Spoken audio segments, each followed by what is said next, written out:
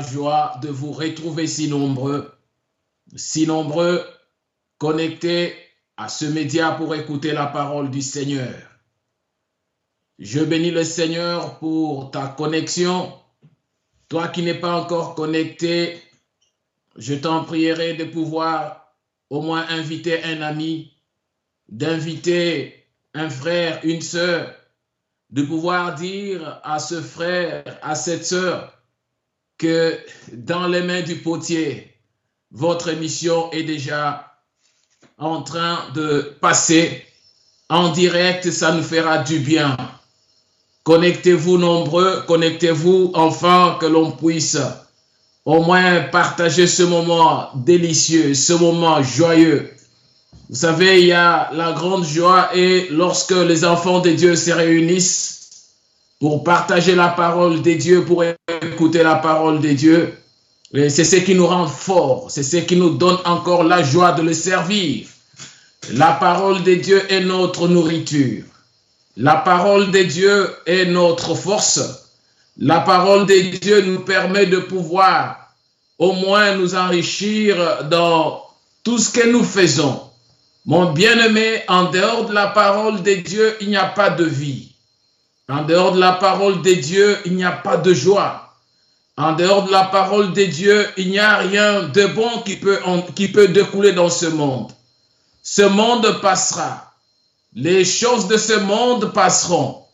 Tout ce que nous voyons dans ce monde passeront un jour. Mais si nous nous attachons à la parole du Seigneur, cette parole ne passera jamais. Cette parole ne moisira jamais. Cette parole nous pousse à pouvoir nous reconnaître par rapport à notre identité. As-tu une identité? Quelle est ton identité? Ton identité ne peut être découverte qu'au travers de la parole du Seigneur. Je bénis le Seigneur parce que tu es là, mon frère. Je bénis le Seigneur parce que tu es connecté. Je bénis le Seigneur parce que tu es en train de partager aussi ce lien auprès des autres frères, des autres sœurs, afin que nous puissions passer ce moment ensemble. Un moment de joie parce que c'est l'Éternel qui nous le permet. Laisse-moi te dire que Dieu est bon. Laisse-moi te dire que Dieu est merveilleux. Laisse-moi te dire que Dieu est puissant. Nous le disons toujours, puissant guerrier fort dans le combat. Jéhovah est son nom. El Shaddai est son nom. Elohim est son nom.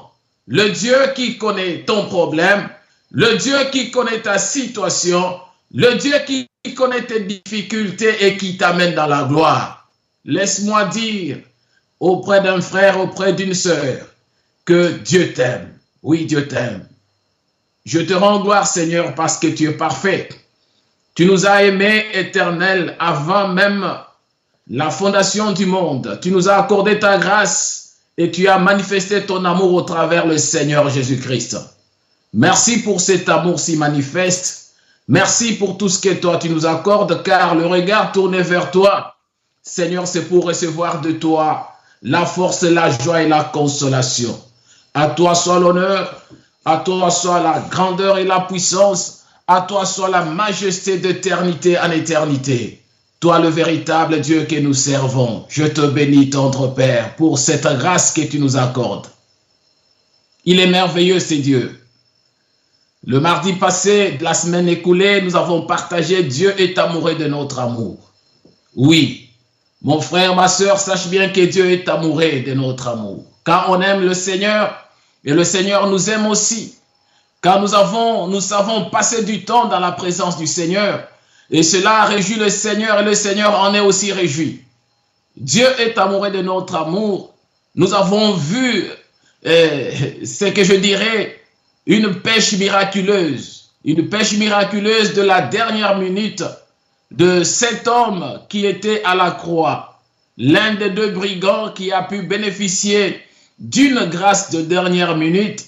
Et je me pose la question si toi aussi, dans ta vie, tu pourras aussi bénéficier d'une grâce pareille. Dieu est amoureux de notre amour parce que quand nous nous approchons de lui, c'est parce que il nous fait du bien. Il nous accorde ce dont le cœur désire. Il est celui qui nous tend la main et il frappe à la porte afin que nous puissions lui ouvrir le cœur. Mon bien-aimé, on a toujours dit qu'il use mal de son temps se plaint de sa breveté. Si tu ne sais pas gérer ton temps, si tu ne sais pas utiliser ton temps, je pense que tu vas trouver que ton heure et le temps sera toujours bref. Tu n'auras pas le temps de tout faire. Oui, c'est vrai. Par moments, il est très difficile de tout faire. Mais si tu as bien chronométré les choses, je sais que tu auras le temps d'écouter la parole du Seigneur. Tu auras le temps de lire la parole du Seigneur. Tu auras le temps de méditer la parole. Le temps de te lever et d'aller au travail. Le temps de nourrir ta famille. Et le temps d'accomplir toutes choses si réellement tu agis en homme organisé. Et c'est notre Dieu est un Dieu d'ordre.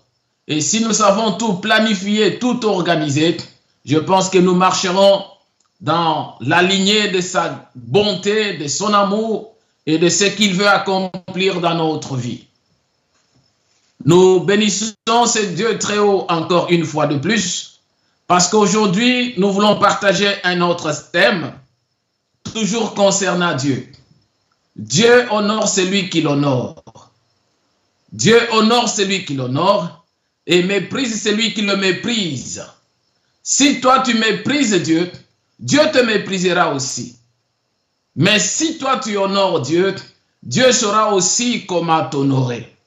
Dieu va t'honorer, il va te rémunérer, il va te tendre la main, il va encore te faire du bien si tu sais l'honorer. Si nous pouvons revenir sur notre histoire de deux brigands, l'un à gauche, l'autre à droite, nous avons trouvé qu'à la dernière minute, l'un des brigands a su comment honorer le Seigneur.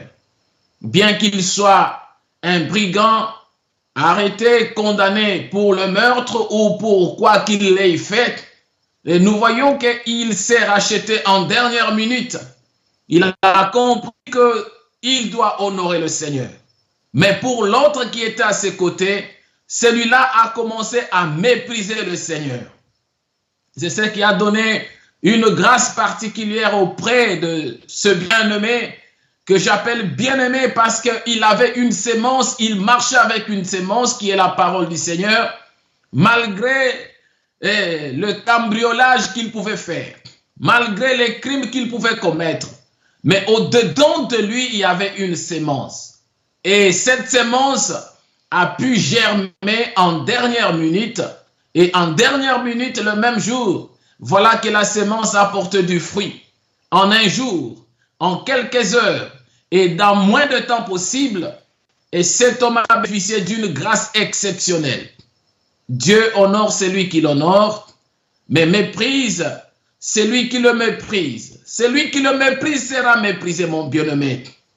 J'aimerais parler ici dans 1 Samuel, le chapitre 2. Quand nous prenons 1 Samuel, le chapitre 2, à partir du verset 22 jusqu'à 30, il s'agit ici de l'histoire des deux fils, le fils du serviteur de Dieu, Élie. Il s'agit de l'histoire des fils des serviteurs de Dieu, Élie. Élie, cet homme qui est le sacrificateur, cet homme qui avait ses enfants, et les enfants qui étaient aussi dans le service.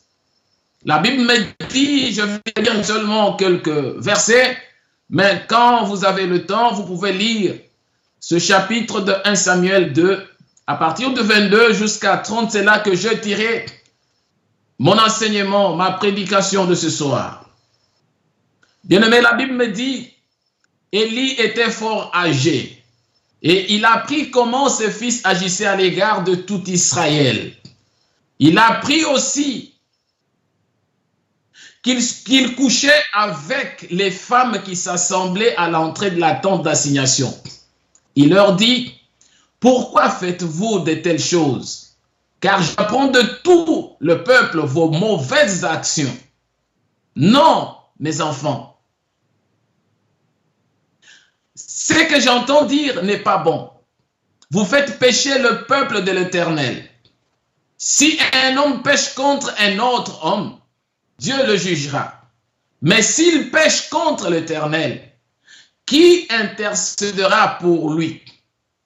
Et ils n'écoutèrent point la voix de leur père, car l'Éternel voulait les faire mourir. Les jeunes Samuel continuaient à grandir et il était agréable à l'Éternel aux hommes. Un homme de Dieu vint auprès d'Élie. Il lui dit, ainsi parle l'Éternel. Ne me suis-je pas révélé à la maison de ton père lorsqu'ils étaient en Égypte dans la maison de Pharaon? Je l'ai choisi parmi toutes les tribus d'Israël pour être à mon service dans le sacerdoce, pour monter à mon autel, pour brûler le parfum, pour porter l'éphod devant moi. Et j'ai donné à la maison de ton père tous les sacrifices consumés par le feu et offerts par les enfants d'Israël. Pourquoi foulez-vous aux pieds mes sacrifices et mes offrandes que j'ai ordonné de faire dans ma demeure? Et d'où vient que tu honores tes fils plus que moi-même, afin que vous engraissiez les prémices de toutes les offrandes d'Israël, mon peuple? C'est pourquoi, voici ce que dit l'Éternel, le Dieu d'Israël. J'avais déclaré que ta maison et la maison de ton père marcheraient devant moi à perpétuité. Et maintenant, dit l'Éternel, loin de moi, car j'honorerai celui qui m'honore, mais ceux qui me méprisent seront méprisés.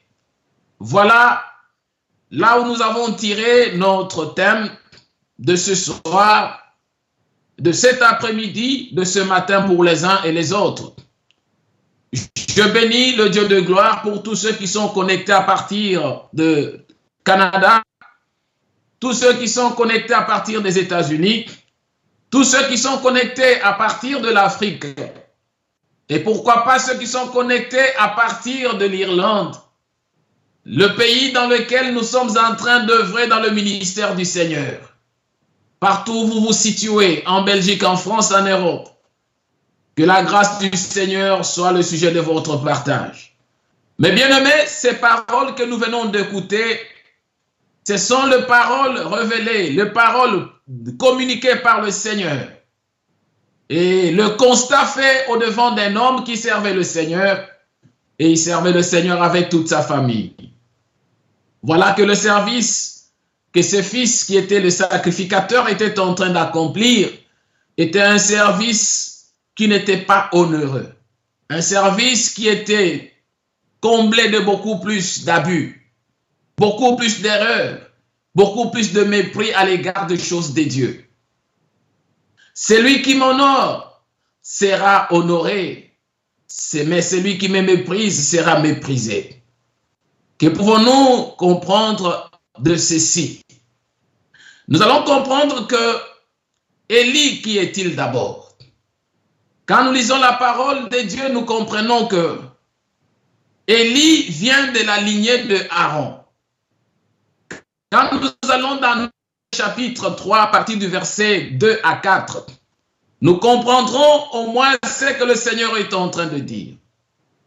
La Bible nous parle dans le verset que je viens de donner du choix d'Aaron et la mission que l'Éternel lui avait accordée lorsque le Seigneur avait choisi Aaron.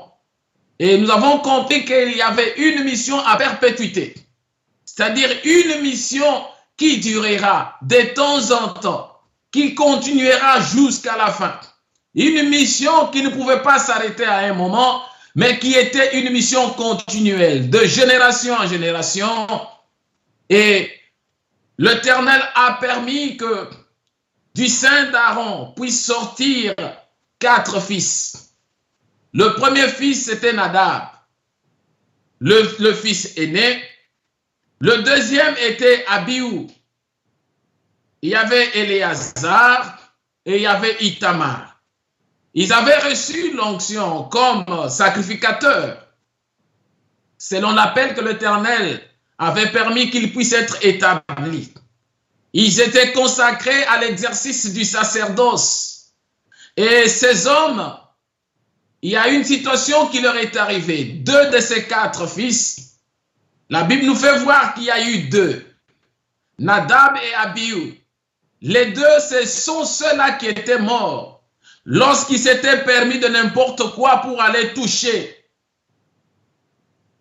à ce char qui portait l'arche de l'Éternel. Ces hommes étaient morts. C'est parce qu'ils avaient apporté devant l'Éternel du feu étranger.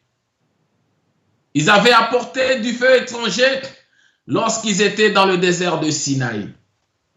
Élie, quand nous entendons ce nom de Élie qui est le sacrificateur, lui, il est le descendant de Ithamar. Ithamar, soit le fils cadet d'Aaron.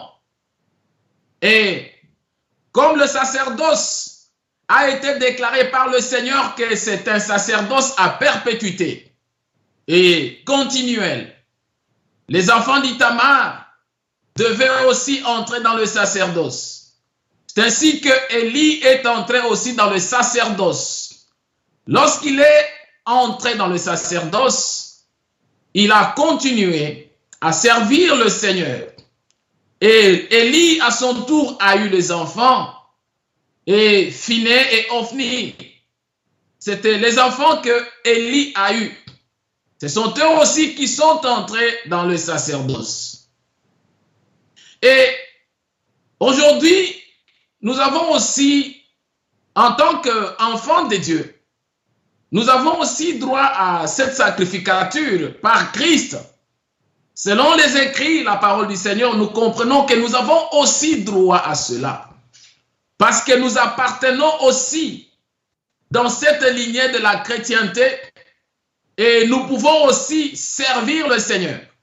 Depuis le temps que les rideaux du temple étaient fendus en deux, déchirés en deux, et de ce temps-là, nous avons compris que Dieu nous a donné un accès. Nous avons eu aussi accès à servir le Seigneur dans ce sacerdoce. J'aimerais parler à une personne qui m'écoute bien, surtout une personne qui m'écoute attentivement, une personne à qui le Seigneur veut adresser ce message. Dieu est en train de te parler parce qu'il dit, il honore celui qui l'honore, mais celui qui le méprise sera méprisé. Mon bien-aimé, nous avons dit que nous avons droit à ce sacerdoce par le canal du Christ au moment où les rideaux s'étaient déchirés. Oui, quand nous avons accès, nous pouvons nous poser la question de savoir ces droits du sacerdoce que nous avons eu. À quoi nous sert-il? À quoi te sert le droit du sacerdoce depuis que le rideau du temple était déchiré en deux? Tu en abuses ou bien tu en fais usage pour l'avancement de l'œuvre du Seigneur? À quoi cela te sert-il? Quand nous regardons dans la parole du Seigneur, Saul de Tarse pouvait respirer le menace de la meurtre de chrétiens. Et il était là sans crainte.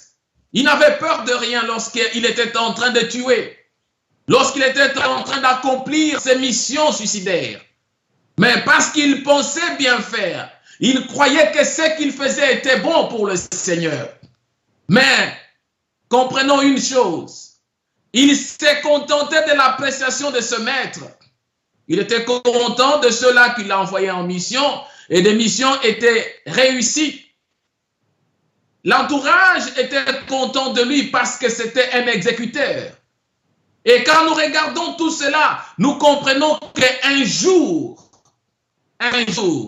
Saul de Tarse a fini par comprendre que cela n'était pas pour la gloire de Dieu. Il a fini par comprendre quelque chose. Il a senti que la voix du Seigneur n'était pas la voix qu'il était en train de suivre. Lorsque le Seigneur lui a parlé, les gens pouvaient le regarder. Mais ce qui était sorti, c'était une mission, un appel qui lui était adressé lui seul. Mon bien-aimé, ma bien-aimée, laisse-moi te dire une chose. Dieu honore celui qui l'honore et méprise ceux-là qui le méprisent. Depuis combien de temps toi aussi, comme Saul de Tarse. Le Seigneur t'a-t-il rencontré? Le Seigneur t'a-t-il parlé? Depuis combien de temps le Seigneur t'a-t-il adressé un appel? Il a voulu que tu le serves, il a voulu que tu viennes. Est-ce que tu honores l'appel que le Seigneur t'a formulé? Est-ce que tu entends cet appel? Je suis en train de te parler, toi mon frère, toi ma soeur, toi qui m'écoutes. Que le Seigneur a formulé un appel au-devant de toi. Parce qu'il a voulu que toi, tu puisses le suivre, que tu puisses le servir, que tu puisses répondre à son appel. Il est là et il t'appelle. Qu'est-ce que toi tu fais de cet accès depuis que le rideau du temple était déchiré en deux? Nous nous disons chrétiens, mais chaque chrétien a une mission. Chaque chrétien a une tâche à remplir. Tu es chrétien, un chrétien de chambre, un chrétien dans l'œuvre, ou un chrétien de quel genre, je ne sais pas. Dieu honore celui qui l'honore. Si toi tu sais honorer le Seigneur, parce qu'il t'a appelé, parce qu'il t'a saisi, tu dois comprendre, tu dois saisir, tu dois savoir ce que tu fais avec ce qu'il t'a donné, avec la mission qu'il t'a donnée. Mon bien-aimé, laisse-moi te dire, par moments tu méprises l'œuvre de Dieu. Tu penses servir l'ombre sans connaître la source de l'ombre. Tu es en train de courir sans pour autant comprendre pourquoi tu cours peut-être. C'est la même manière que le fils d'Élie était en train de servir. Il servait, mais il ne savait pas quelle a été la source de leur sacerdoce. La source de leur service était ignorée. Ils ne savaient pas pourquoi ils étaient en train de servir le Seigneur. Laisse-moi te dire, mon bien-aimé, si tu agis comme cela, tu es dans une erreur. Tu es dans l'erreur grave. Il y a 3 points, mes bien-aimés, sur lesquels la parole de Dieu repose. Nous devons comprendre cela. Parce qu'il y a 3 points sur lesquels, quand nous sommes en train d'écouter la parole de Dieu, quand nous sommes en train d'entendre la parole de Dieu, quand nous sommes en train de lire la parole de Dieu, il y a 3 points importants. Et ces 3 points importants, c'est le premier, ce sont les points par lequel, au travers lequel la Bible se résume. Le premier, c'est quoi? C'est la création. Nous comprenons au travers la création. Oh, mon bien-aimé, peut-être qu'il y a un problème de son. Je ne sais pas si vous me suivez. Je ne sais pas si vous êtes à l'écoute. Je ne sais pas si tout passe bien, mais mes bien-aimés, le Seigneur est amoureux de notre amour. Le Seigneur est amoureux de notre amour. Oh, on me fait signe. Il y a un problème de sonorisation. Si vous sentez, vous écoutez ce problème, s'il y a au moins ce problème de sonorisation, j'aimerais te demander, mon frère, ma soeur, de pouvoir me faire signe. Faites-moi signe. Si peut-être il y a quelque chose qui ne marche pas, j'aimerais que vous puissiez faire signe. Signalez-moi, manifestez votre présence. Signalez-moi si vraiment la qualité, le son sont corrects et que si vous me recevez, oh, tout va bien. Tout va bien, je bénis le nom du Seigneur.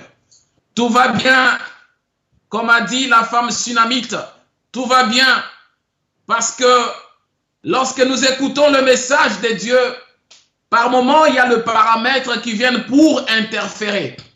Par moment, il y a des problèmes qui surgissent. Mais au-devant de tout cela, nous savons seulement tourner le regard au-devant de notre Seigneur. Je reviens pour dire ici que, mes bien-aimés, quand nous lisons, quand nous écoutons la parole de Dieu, nous devons savoir que la parole de Dieu repose sur 3 piliers, sur 3 points importants. Et les 3 piliers sur lesquels repose la parole de Dieu, il s'agit premièrement de la création. La création, c'est le pilier sur lequel repose la parole du Seigneur. Le deuxième pilier, c'est la chute de l'homme. Et le 3e pilier, c'est la rédemption. Et quand nous sommes en train de prêcher la parole du Seigneur, nous savons que Dieu nous a créés. et que nous sommes les créations de Dieu. Nous savons que Dieu a déjà accompli son travail. La Bible complète pour nous dire, nous avons été créés en Jésus-Christ pour de bonnes œuvres. Et cette création dans laquelle nous sommes créés en Jésus-Christ, et cette création à laquelle Dieu nous a créés pour nous faire du bien, il nous a créés, toi et moi. Et la chute dans laquelle l'homme a chuté, et peut-être toi aussi, tu peux avoir chuté dans ton parcours, étant donné créé en Jésus-Christ pour de bonnes œuvres. Tu peux avoir chuté, tu peux avoir commis le mal, mais nous devons savoir qu'il y a le troisième pilier qui est très important. Malgré cela, malgré la chute, il y a la rédemption. La rédemption qui est le salut par le sacrifice. La rédemption qui est l'offre que le Seigneur vient nous offrir pour nous sauver. Nous venons de passer le temps qu'on appelle période pascale, le temps de Pâques, le passage de la mort à la vie, le passage de la disette, de la calamité à la noblesse, à la richesse.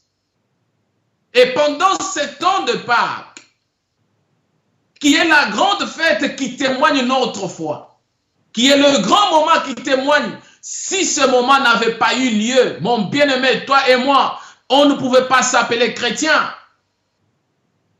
Si nous nous appelons que nous sommes de chrétiens aujourd'hui, c'est parce que le Seigneur Jésus-Christ a accepté cette rédemption par le sacrifice du sang, afin que toi, qui dois l'honorer, toi qui dois accepter d'honorer le sacrifice de la croix de notre Seigneur. C'est pourquoi nous disons, Dieu honore celui qui l'honore, mais celui qui le méprise, Dieu va le mépriser. N'accepte pas d'être méprisé. Comme le deuxième brigand qui a méprisé, le premier dirais-je, qui a commencé à mépriser et le deuxième a commencé à demander à profiter de la grâce qui lui avait été offerte, la dernière. C'est ça, mon bien-aimé. Lorsque nous regardons la création et la chute, la création et la chute sont l'ombre de la rédemption. Pour que l'on vienne sauver quelqu'un, imaginons-nous si tu es dans une rivière, en train de sombrer, en train de te noyer. Pour que l'on vienne te secourir, il faut que l'on observe que tu es en danger, que tu es en train de mourir. Et c'est cela qui permettra maintenant que l'on cherche le moyen de sauvetage. Le Seigneur est venu pour nous sauver, le moyen de sauvetage par le sang précieux. Le moyen de sauvetage par le sacrifice suprême. Nous avons passé le moment de Pâques. Le moment où nous regardons celui qui était innocent, crucifié, pour me donner la vie, pour te donner la vie. Et là, nous allons comprendre que dans l'œuvre de la rédemption de notre Seigneur, nous comprenons que dans cette œuvre-là, il y a le révélateur, il y a le révélé, il y a la révélation. Dans l'œuvre de la rédemption, il y a le révélateur, Dieu lui-même. Il y a le révélé, qui est notre Seigneur Jésus-Christ qui a accepté le sacrifice suprême. Il y a la révélation qui est le Saint-Esprit. Il a fallu que les trois choses s'accomplissent en une seule personne, afin que la rédemption puisse être possible. Le révélateur, il a accepté d'envoyer son Fils unique. Le révélé, le Fils unique, Jésus-Christ de Nazareth. La révélation, le Saint-Esprit qui est venu pour marquer le saut dans notre vie. Il a fallu ces trois choses, mes bien-aimés, puis pour que nous puissions arriver à être rachetés par le sacrifice de la croix. Il a fallu ceci pour aujourd'hui que l'on puisse commémorer la Pâque. J'ai toujours dit que la Pâque, c'est une fête dans la fête. Une fête dans la fête, parce qu'ils étaient réunis pour célébrer la Pâque juive. Mais c'est pendant la Pâque juive que le Seigneur a introduit la Pâque chrétienne, que cela est devenu le symbole de notre foi. il a fallu qu'il puisse mourir. Une fête dans la fête. Bien-aimés, nous devons comprendre le sacrifice suprême de notre Seigneur pour l'honorer. Nous devons comprendre la souffrance qu'il a endurée pour l'honorer. Nous disons que nous sommes des chrétiens, mais si nous n'avons pas compris le sens de sa mort, cela ne servirait à rien. S'il n'avait pas accepté la mort, toi et moi, on ne pouvait pas être chrétiens. Dieu honore celui qui l'honore. Si toi tu sais honorer Dieu au travers le sacrifice suprême qu'il a enduré pour toi, au travers la rédemption. Dans la rédemption, nous avons dit, il y a le révélateur, il y a le révélé, il y a la révélation. Quand je lis la parole du Seigneur dans l'évangile de Jean, en lisant l'histoire de Nicodème, mes bien-aimés, dans Jean le chapitre 3, je m'en vais comprendre quelque chose, que Nicodème, le docteur de la loi, il était en train de servir l'ombre sans connaître la source.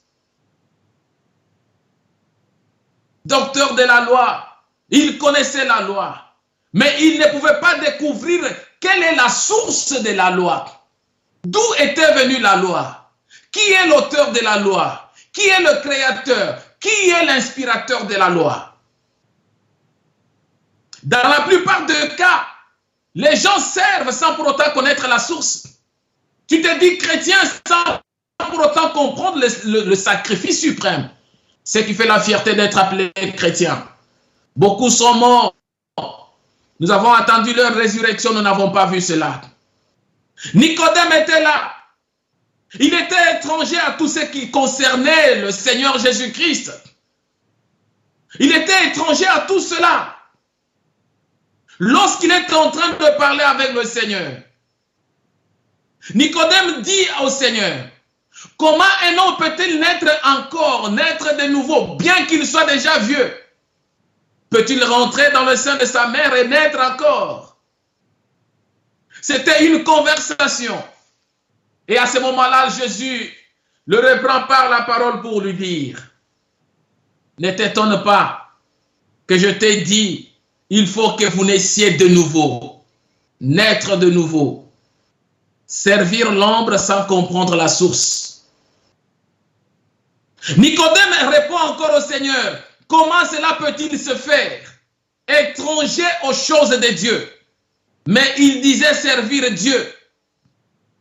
Jésus lui répondait, tu es docteur de la loi d'Israël et tu ne sais pas ces choses. Beaucoup sont là. Curieusement, beaucoup sont là. Nous avons beaucoup de Nicodème dans les églises. Nous avons beaucoup de Nicodème dans l'œuvre du Seigneur. Nous les avons qui ne sont pas encore soucieux.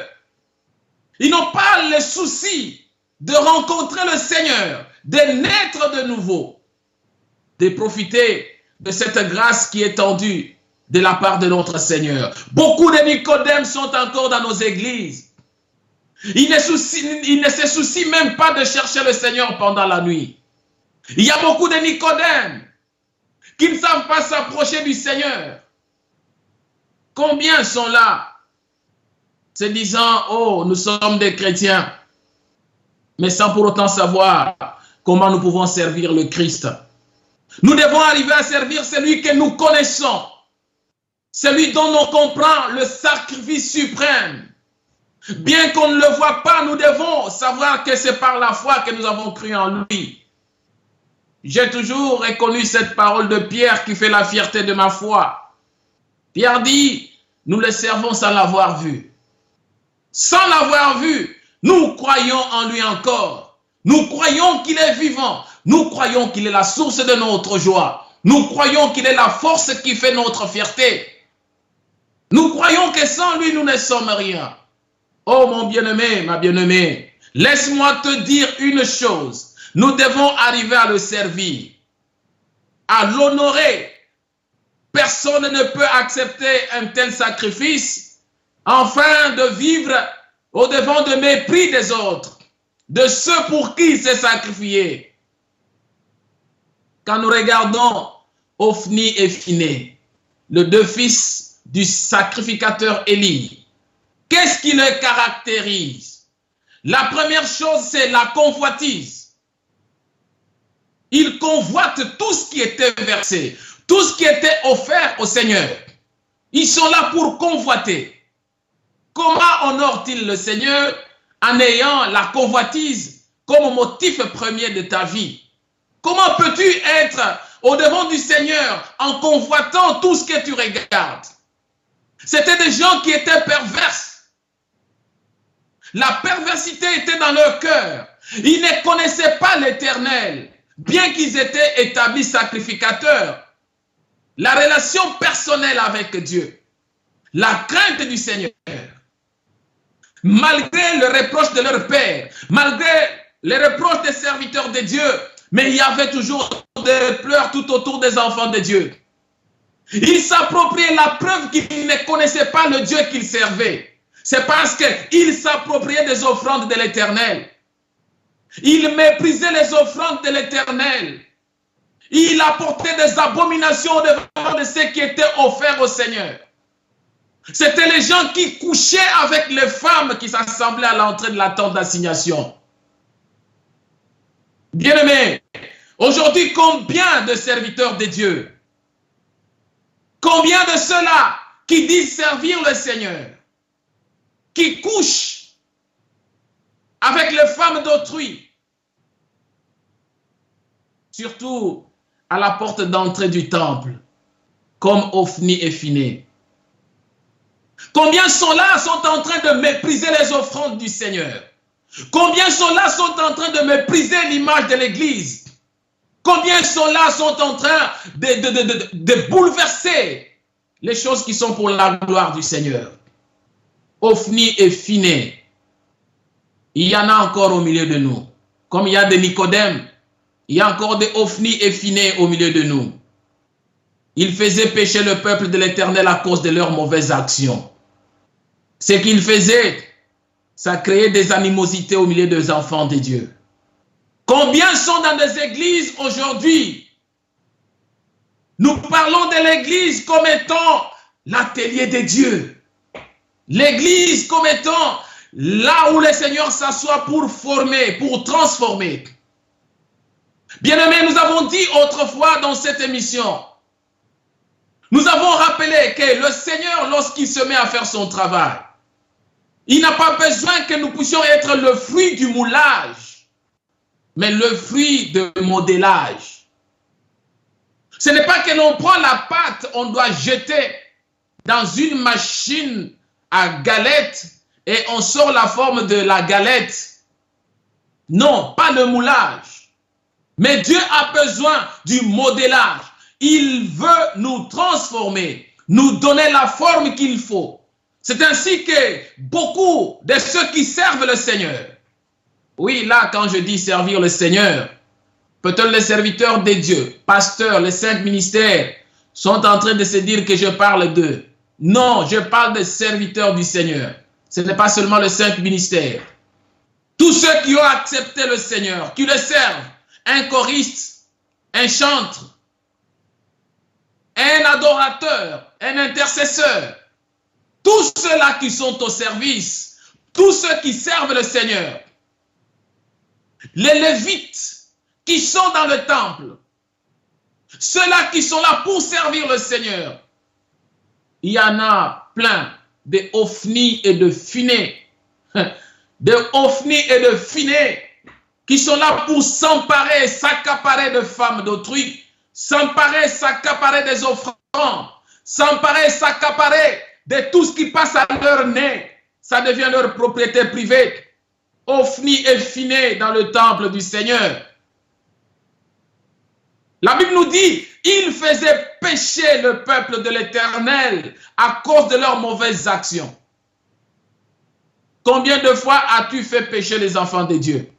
Combien de fois les gens ont eu des remords à cause de tes actions, à cause de ton attitude? Ils étaient établis sacrificateurs à perpétuité, mais leur méconduite a fait changer la promesse de Dieu. Tu peux être là, établis serviteurs, oui, c'est bien, diacre, diaconesse, ancien, pasteur, prophète, docteur, qui que ce soit, établis au sein de l'Église pour servir le Seigneur. Mais à cause de ta méconduite, tu peux changer le plan de Dieu pour ta vie. Tu peux changer la pensée de Dieu pour ta vie. Tout ce que la Bible me dit est que Dieu ne se répand pas de son don et de son appel. C'est vrai, il ne se répand pas. Il ne peut pas se repentir de ça. S'il nous a donné le don reste, l'appel reste. Mais le problème est que les promesses de Dieu qui sont derrière le don, les promesses de Dieu qui sont derrière l'appel, Dieu est capable de les anéantir à cause de ta méconduite. On peut se poser la question de savoir comment sont-ils devenus sacrificateurs au moment où eux-mêmes sont en train de mépriser le service du Seigneur. C'est parce que c'était selon la promesse de Dieu, à perpétuité depuis Aaron. Ils devaient servir le Seigneur. Mais parce que Dieu ne pouvait pas leur ravir ce titre-là perpétuel de servir, le don qu'il avait donné, sa parole, il ne pouvait pas renoncer à sa parole. Hébreu nous dit, il y a deux choses par lesquelles, deux choses immuables, par lesquelles Dieu ne peut jamais mentir. Quand il a fait une alliance, il demeure dans son alliance. Quand il a fait un engagement, il demeure dans son engagement. Mais lorsque toi, tu te tournes de l'engagement et de l'alliance, c'est là où tu as foulé la grâce aux pieds. Tu as rejeté le Seigneur.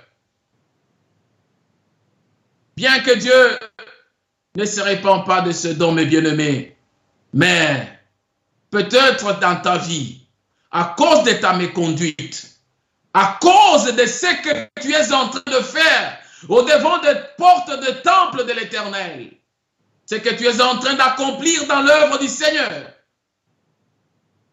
que rien ne puisse passer au-devant de toi. Tu t'empares de tout. Sache bien que Dieu est là. Dieu est capable. La Bible me dit qu'ils n'écoutèrent point la voix de leur père, car l'Éternel voulait les faire mourir. Peut-être dans ce que tu fais, faites attention. Nous devons faire attention avec les gens qui vivent dans la têtudesse. Les gens qui endurcissent leur cœur à ne pas entendre, à ne pas comprendre ce que le Seigneur leur dit. Nous devons faire beaucoup plus attention parce que par moment, le Seigneur en a déjà marre. Et le Seigneur cherche comment il peut te mettre à nu, comment il peut te faire mourir, comment il peut t'écarter dans son service parce que tu deviens un élément nuisible. Il t'a accordé le faveur. Il y a des prophètes qui étaient venus au-devant des fils d'Élie, mais ils n'ont pas voulu changer leur vie. Leur père leur a dit. Ils n'ont pas voulu écouter. Mais peut-être à la voix de la trompette que nous sommes en train de faire sonner, de faire retentir, peut-être tu peux écouter. Que le Seigneur t'aide à écouter que ce que tu fais n'est pas pour la gloire de Dieu. Que le Seigneur t'aide à écouter que ce que tu es en train d'endurer n'est pas pour sa bonté, n'est pas pour son amour. Ne déconnecte pas, mon frère. Il ne faut pas déconnecter. Demeure toujours connecté sur Facebook. Sois toujours connecté. Ce n'est pas que je suis en train de parler en mal, mais je parle en bien pour que ta vie soit sauvée. Ne tombe pas dans le piège d'Ophni et de Phiné. Vous savez ce qui est arrivé à Pharaon? La Bible me dit dans Exode 10, le premier et le deuxième verset, que va vers Pharaon, ça c'est Moïse que l'Éternel envoie. Car j'ai endurci son cœur et le cœur de ses serviteurs pour faire éclater mes signes au milieu d'eux. Ton endurcissement de cœur, je ne souhaiterais pas que ça puisse être ce que le Seigneur a déclaré au-devant de toi. Mais si le Seigneur n'a pas encore déclaré, n'a pas encore endurci ton cœur, toi, tu as une opportunité de changer ta vie. Tu as une opportunité de revenir au-devant du Seigneur. Tu as une opportunité de le servir comme il se doit. Tu es caissière dans l'église. Lorsqu'on dépose les offrandes, lorsqu'on dépose les enveloppes des dîmes ou de quoi que ce soit, c'est toi qui prends, qui plie, qui met dans de poches. Tu sers le Seigneur dans un département au sein de l'église. Ta conduite, ta façon de faire, tu es venu seulement pour persuader les femmes qui viennent dans l'église. Change ta vie. Mon bien-aimé, le Seigneur a besoin de toi. Dieu honore celui qui l'honore, mais celui qui le méprise sera méprisé. Dieu va te mettre à nu. Dieu va te laisser à découvert. Tout le monde va te découvrir. Parce que lorsque le Seigneur rejette, tu seras mis à découvert. Faites attention. Vous savez ce qui est arrivé à Judas. Nous sommes dans la période pascale, n'est-ce pas? Il était un candidat voué à la perdition, comme la Bible nous le dit.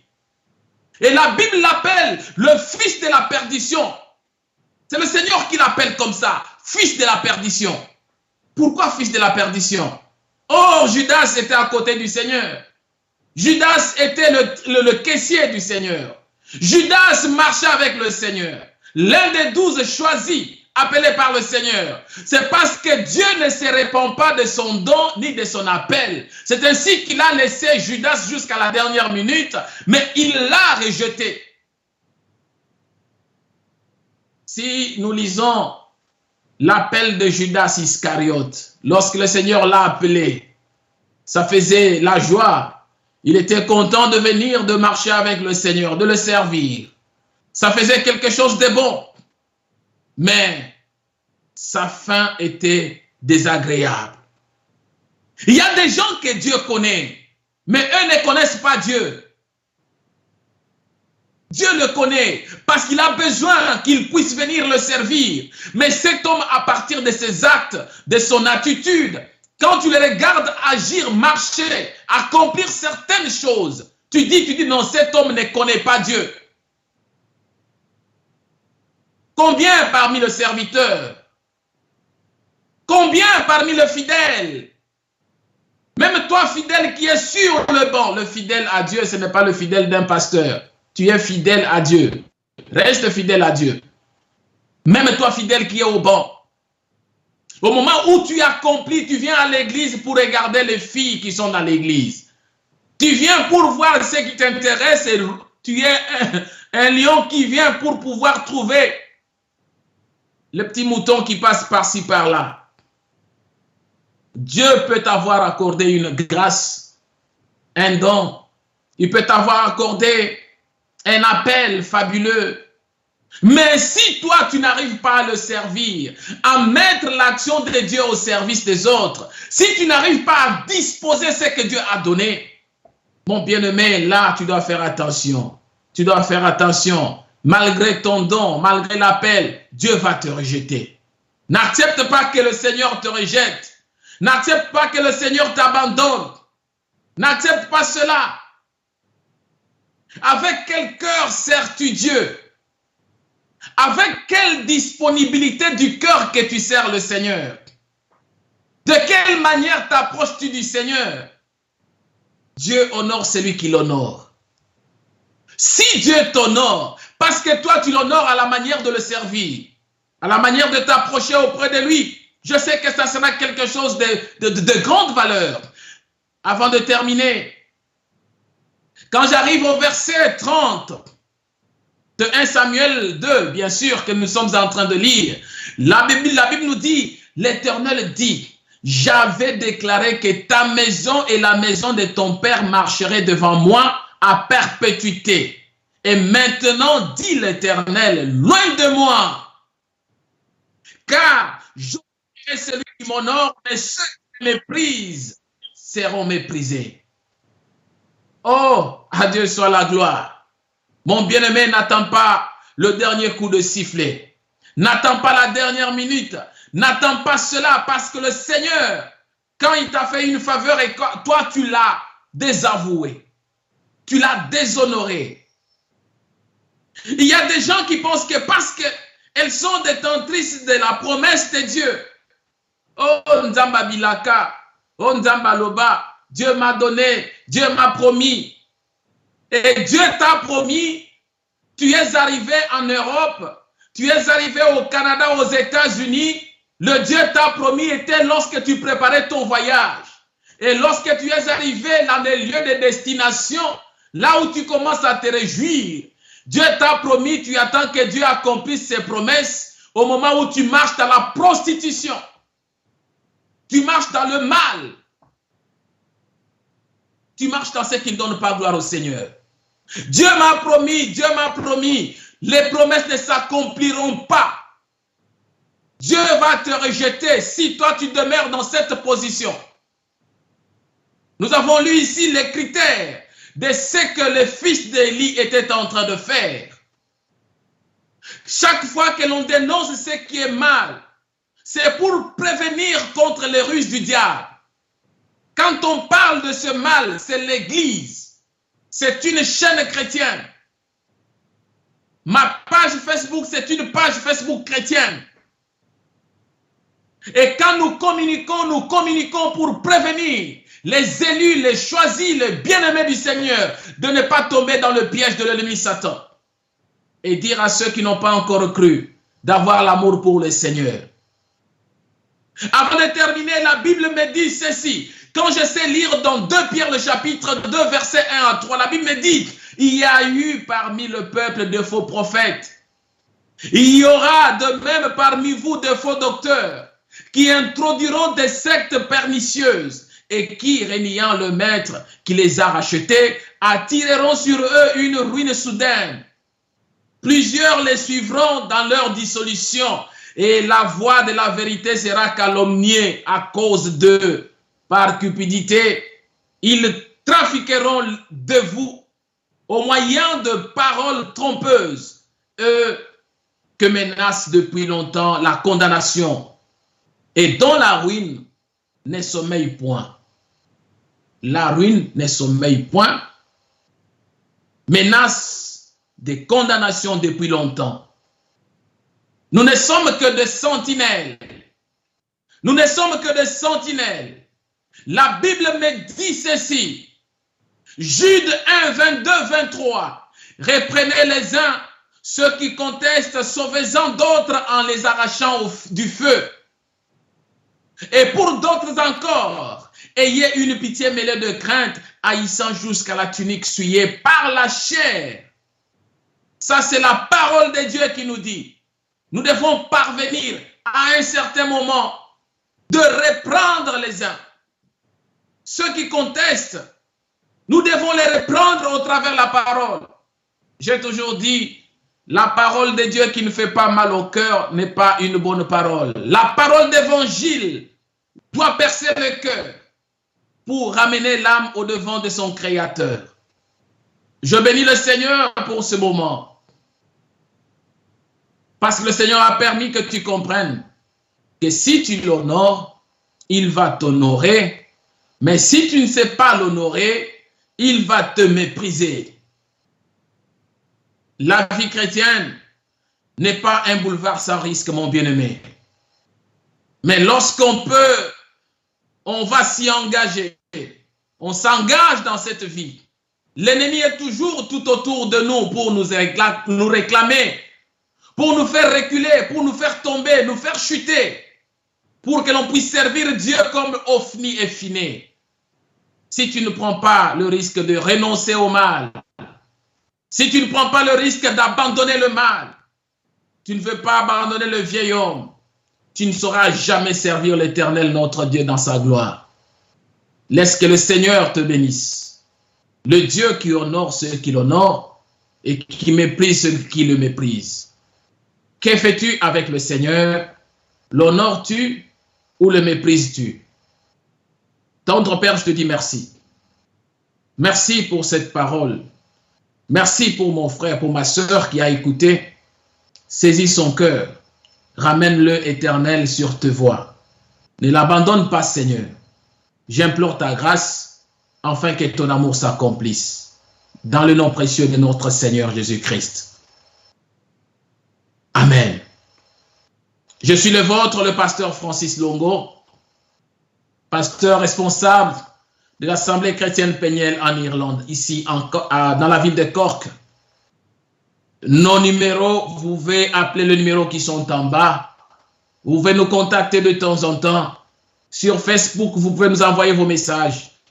Et laisse que la gloire, la bonté, l'amour de notre Seigneur comble votre cœur et surtout vous ramène à pouvoir l'honorer. Sinon, l'Éternel méprise ceux qui le méprisent. À Dieu soit la gloire. Mardi prochain, dans la main du potier, notre chère émission. Bye.